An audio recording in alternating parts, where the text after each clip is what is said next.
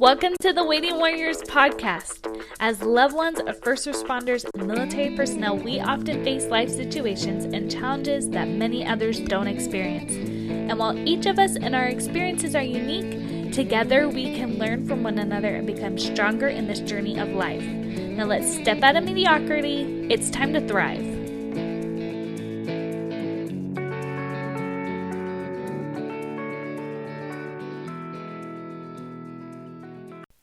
Hey guys, before we get into today's episode, I want to start doing a little segment. This week's segment is one that I like to call Be Ye as Little Children. I don't know about you guys, but I swear I learned so much from my kids or the little kids around me.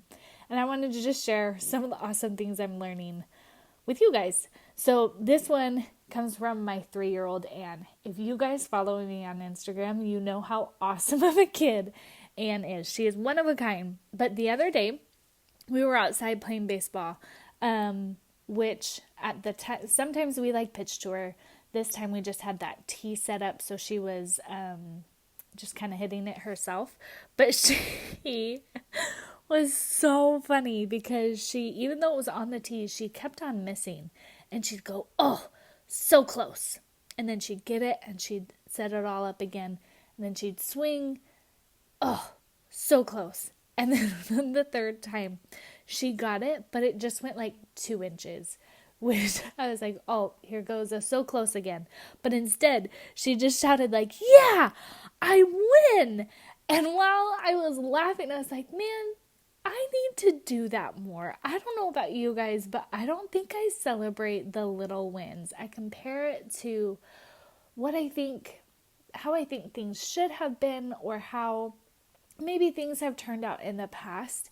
And instead of being celebratory and happy for how things did turn out, because it was, successful to a degree, I compare it and am disappointed. And I was just thinking about that while I was watching this little 3-year-old be so happy that she hit the ball 2 inches, just as happy as when she hits the ball 2 feet or 10 feet. She was just as excited because she hit the ball. She had some success. And I just wanted to share that with you guys. Be happy with the successes that you do have. Even if you have a day that is all you quote unquote do is feed little kids or read a book or whatever. If it's something at work that just didn't turn out the same, didn't turn out as grand, that doesn't mean it's not awesome. So I just wanted to share that little thing. Be as little children, watch your kids.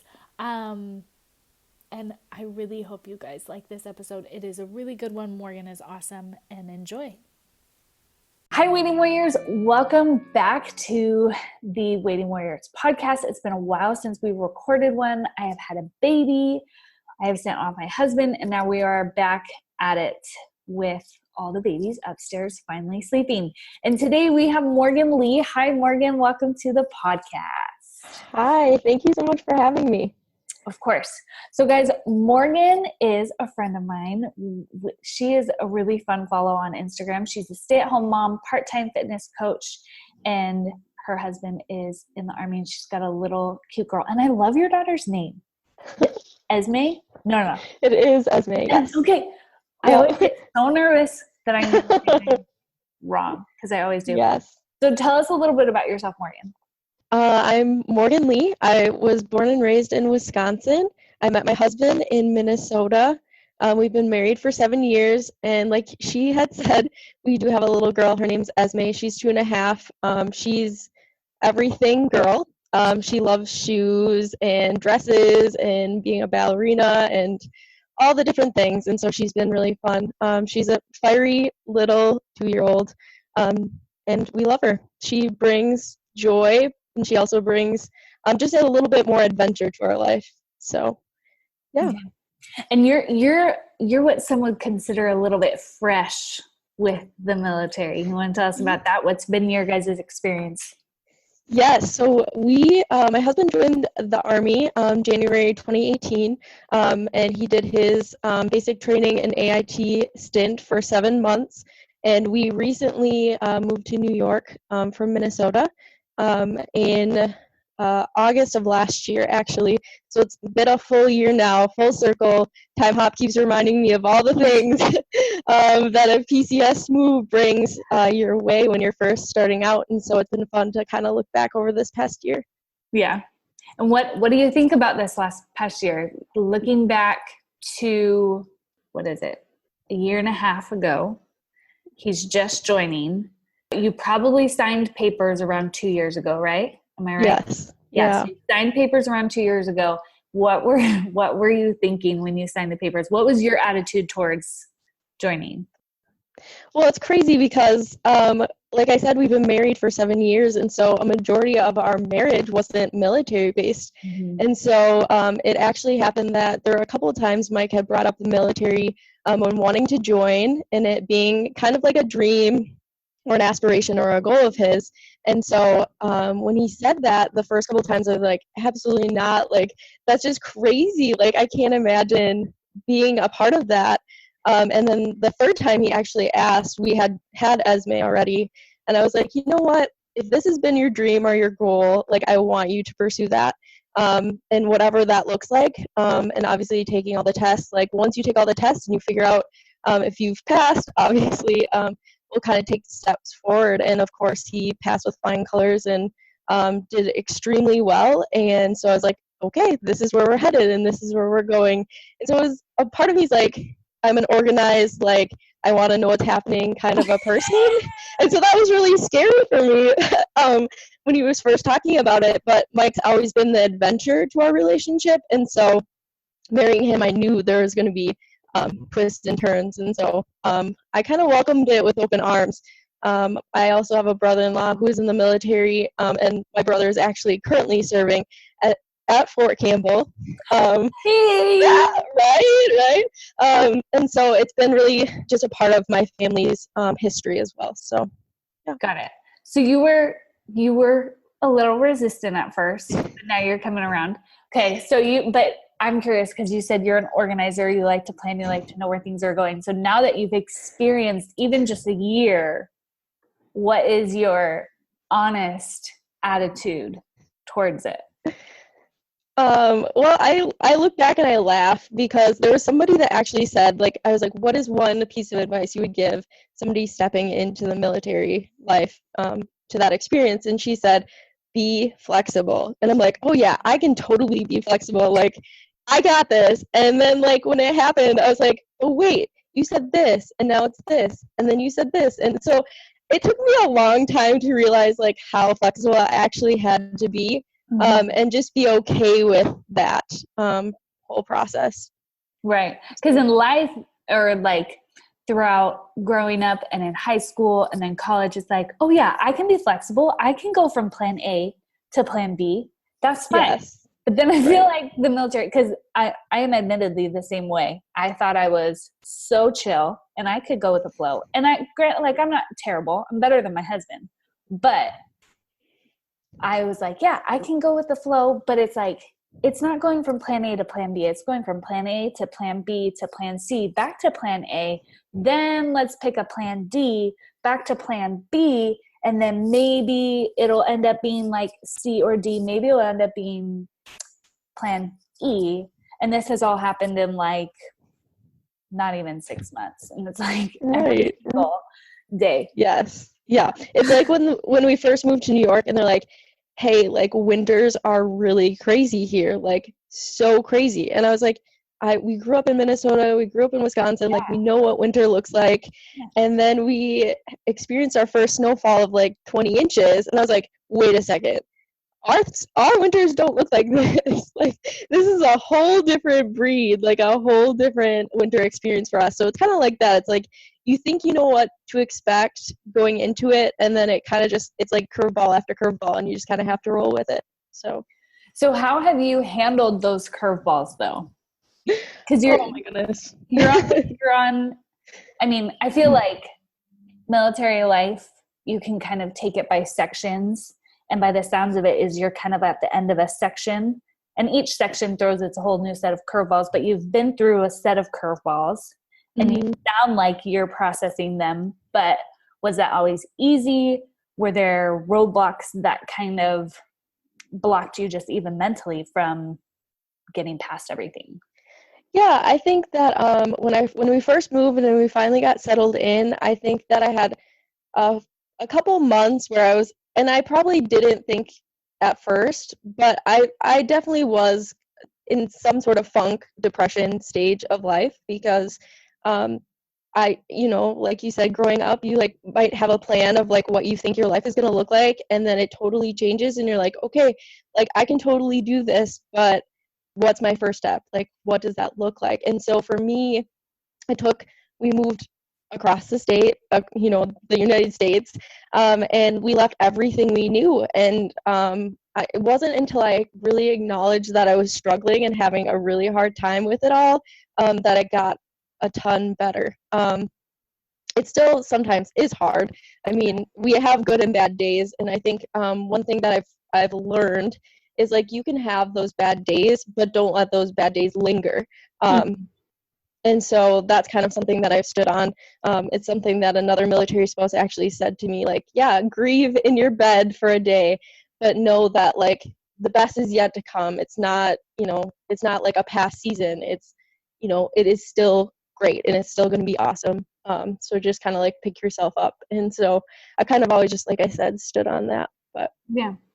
So how has your guys's, I'm curious about your marriage because you were married before, and I feel like civilian marriage is that's not easy. Marriage is never easy. But right. The military brings on a whole another set of challenge, and you have a unique perspective of having both. So what has that been for you? So I think previous in my civilian marriage, I mean it's a family thing. We were taught to work really hard, and we were kind of married to our job. That was kind of just like my family's lifestyle. And I think moving into military life, it showed me that I had to prioritize differently. That it wasn't a bad thing. It was just like learning how to balance our life in a healthier way. Because you've probably heard it, and I'm sure many people have heard it. It's like you're married to the military, and it's almost like your spouse is living this completely separate life than you are. And Mike hates when I say that, but it's very true. It's like they're experiencing something that you may never experience. And so that was really, really challenging for us. And I think that in the season of being working part-time and being a stay-at-home mom and not really thinking that was going to be my life, I was like, okay, so what is our goal in this season? Knowing that we're at a very deployable station. Our base is very deployable. And so I knew at some point in time Mike was going to be deployed. And I was like, what are some of the things that we need to be strong in? And marriage was just one of those things. It had to be a priority, and not that it wasn't a priority in our civilian life, but I just saw a huge need for that to grow if we were going to be better off during his deployment. And so that was just something that I just started to focus a lot on in this season of life.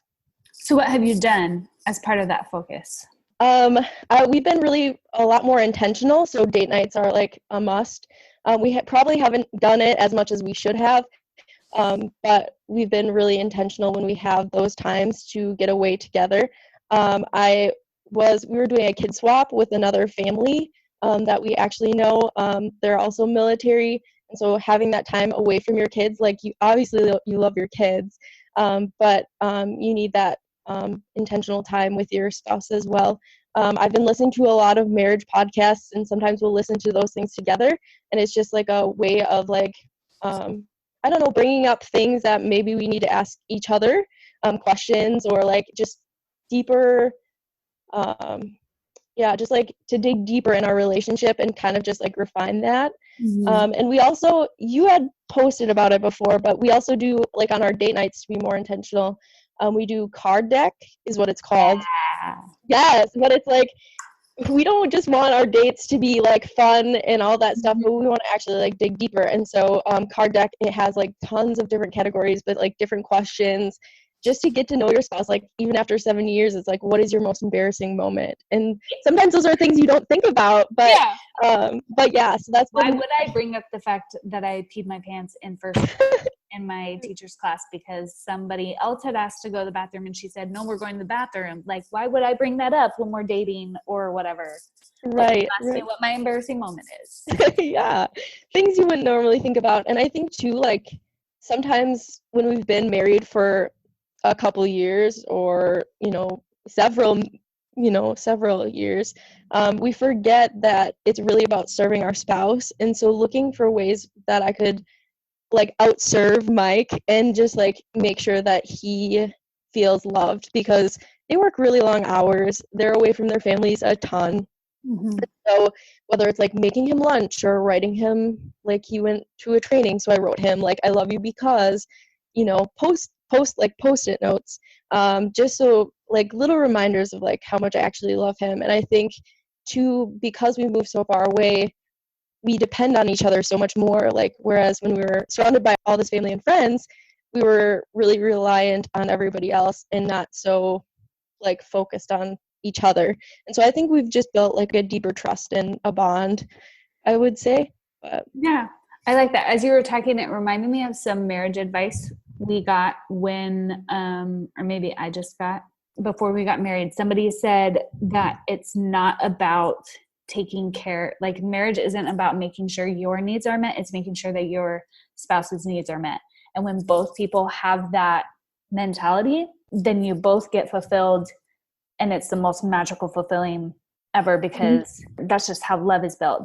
The other thing I wanted to mention real fast, because you mentioned those cards and you had said I had been talking about it on Instagram. If you are listening and don't follow on Instagram, you should, because we kind of have a fun time over there, first of all. But second of all, what I've been doing is on this deployment, before the deployment, I just went on a website and I found a website that has like 1,800 questions. Like there are tons. If you want the link, message me and I'll send it. A lot of people have been asking for it because it's a really good idea. Yes. So I just wrote these cards on these cards. And then Austin and I, sometimes we've been able to do it during a phone call, but most of the time it's just over email. We pick like 1 or 2 cards for the week. And then it's just something that we can talk about. And like you said, it's a way to like really connect and build the relationship in a deeper way. But also for the deployment especially, I like that we have something to talk about that isn't business, that isn't a recap, and it kind of prevents those like lulls in the conversation, which I hate. And I've heard so many people hate because you like never get to talk to your spouse when they're deployed. And then it's like kind of awkward. And it's like, well, I love you. Yeah, I love you too. No, I really love you. It's like, no, let's just like have a conversation. Right. But it's nice because when you have them on the cards, whether it's a date night or a deployment call, it's not like, well, what should we talk about? Yes. And then you waste all that time. Yeah, exactly. So for those of you who are listening, that's what we're talking about. 1,000% recommend it. We've done that for multiple separations. Yep. Now that I think about it, he's totally gotten off the hook in-person dates because questions like most embarrassing moment would be a lot more fun. Yes. In person. Yes. I'm liking the sounds of this. So there's a part too. I was going to talk about like communication. Like with my husband, he doesn't like to communicate everyday stuff, like stuff that's going on at work or with friends or like anything having to do with his job just because he wants to shut his brain off. It's like they're married to the military, and as military spouses we don't always get to experience that side of their job or their life. And so I've made it a focus of mine for when Mike comes home just to ask him simple questions, because there are things that come up during the day that he should probably be telling me, but he might have forgotten already before he came home because he's ready to decompress. And so I do give him a couple of 10 minutes to decompress, and take his shoes off, his boots off and stuff like that. But just really digging into that side of life, because I think sometimes it can feel like you don't know anything and you don't want to be in that position. You want to make sure that you are still asking those questions and making sure that you're a part of that side of life as well. I'm going to ask you a personal question. Have you guys had like awkwardness in that? Because I know a lot of spouses experience that awkwardness. Because I've never experienced it because I'm married to a man who likes to talk. And we'll just say that he likes to talk, but a lot of men don't like to talk, and they don't like to bring work home with them. But then you're right. In the military, it's like, this is not like you're a mechanic and you just go to the shop and then you come home. It's like, this is the military. This is affecting every aspect of your life. So has that been a little bit awkward, and you guys had to kind of figure out how you've jived through that together? Yeah, I think because I'm a communicator and Mike isn't always communicating with me, I think now that 7 years have passed, he's gotten a lot better at going, okay, like this might not be a need for me, but I know my wife and I know she needs to know. Like she needs to be in the know about everything, even if it's like minuscule. And so he's gotten so much better over the years of just being like, and I say, like, I know this is frustrating for you. You've already lived it, but bring me into it. Like, just bring me into your story, bring me into your life, and just we'll be done with it and we can move on. But I want to know all the things, even if they don't, like, I don't need to know. I still want to know. So. Yeah, got it. I like that. Okay, well, we're running through our time, but I'm liking this, guys. I like this one. So let's end with my favorite question. What is your key to thriving you want to share with your fellow waiting warriors? Yeah, it's all about loving the process. As you had mentioned, I do fitness coaching on the side, and one thing that I found in my fitness journey and just like my emotional journey is it gets hard and it gets sticky and sometimes it can get rough, and sometimes you're like, I just don't feel like doing it today. But realizing that every step in your journey matters, and just finding a way to love every moment of it, because like you said, I'm coming to the end of a season and my husband will be deploying and life will look a lot different. And we told each other we didn't want to look back and think, we wish we would have, or like we could have done better. Like we want to finish strong and we want to be successful. And so loving the process is a part of that success for us.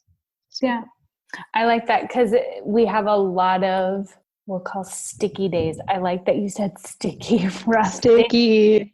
We have sticky days. And I feel like a lot of times, especially as military wives, we feel like we have to muscle our way through it, or like not acknowledge those days, and not because acknowledging them would show weakness. But I like that, learning to love the process. And plus, with what you said earlier, I'm like connecting things with what you said at the very beginning. Like, it was when you acknowledged that you needed help and that you were kind of struggling, and that's when everything opened up. Yeah. Started to get better for you. So I like that a lot. Thank you, Morgan. Yeah. Any last parting words? Yeah, I love everything that you're doing, and I think what you add as a resource has been so crucial and so beneficial. So I want all those listeners out there listening to this one to go back and listen to others, because I seriously has been transformational in my life, like going into a deployment. And you had a woman on and she was talking about like being successful and thriving in deployment, and she has that Facebook group and those classes and the resources and everything like that. And like that was super beneficial for me, because I'm like, sometimes you can be like a deer caught in the headlights. Like I said, what's your next step, and like what is going to help you? And it's all about resources. It's all about getting connected. And your podcast helped me connect another woman who's going into a deployment, and she's brand new to the military too, and her spouse is actually deploying with my husband, and she was just feeling so lost. And what you have to provide for people who are stepping into military seasons, whether you've been in it for a short period of time or whether you've been in it for a long time, like, is super beneficial and super helpful. And so I love it. I love everything you're doing. So guys. Oh, Morgan, thank you. So if somebody wants to, okay, I'm fine. That's okay. Teary-eyed, just a little. Feel it all. Yeah, we're feeling all the feels. If somebody wants to connect with you, where should they go? Instagram me. Instagram. Yes. I don't know. Yes. No, seriously. But yeah, seriously.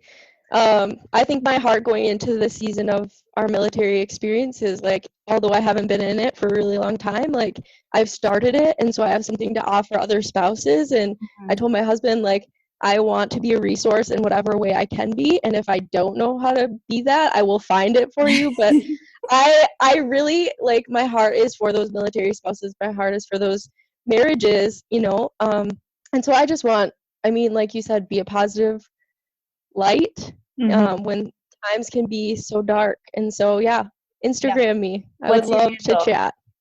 What's your handle? And so it is actually MCat Lee, which is my name. We'll link that in the show notes, guys. Yeah. Yes. You want it somewhere, you can go to my Instagram, The Waiting Warrior, and find her picture. I always post pictures every time there's an episode. So look for the really cute redhead. Right? You're the only redhead so far, which I think. I know a lot of redheads, but I don't think any have been on the podcast. Anyway. Well, I'm thankful and grateful to be a part of it. So yeah, this is awesome. Well, guys, I hope, listen again and just think for a second, like, what can you do to deepen your relationship with your spouse? What can you do to just accept? Like, what part of the journey do you need to accept, whether it's your journey in your marriage or just you, like how you're dealing as a spouse. So thank you so much, Morgan, and all you Waiting Warriors out there. You guys have a really good day.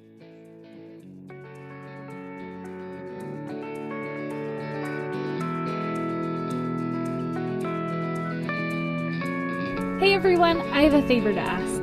If you have enjoyed this podcast, can you leave a review and subscribe? I promise it just takes a second, and that will help more people find this podcast. Also, I'd love for you to join us in our Facebook group. Just go to facebook.com/thewaitingwarrior, click groups, and then The Waiting Warriors. Until next time, have an awesome day.